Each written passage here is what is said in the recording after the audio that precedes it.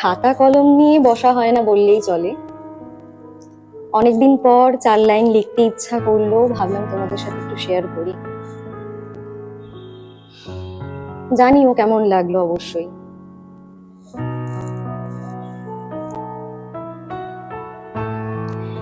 একটা কথা বল, আমি যে এবার তোর কাছে গেছিলাম, তুই কি জানতিস এটা আমাদের শেষ দেখা?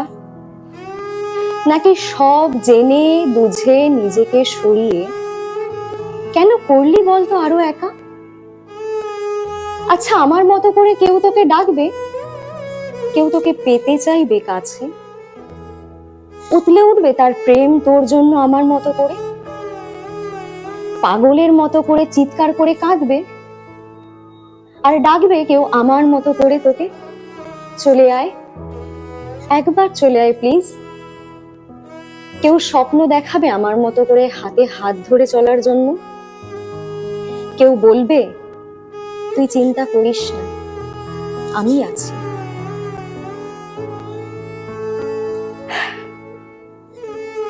সবশেষে কি বুঝলাম জানিস? ঠিক ভুল বলে কিছুই হয় না, যা হয় সবটাই পরিস্থিতি, আর যেটা থেকে যায় সেটা হলো স্মৃতি।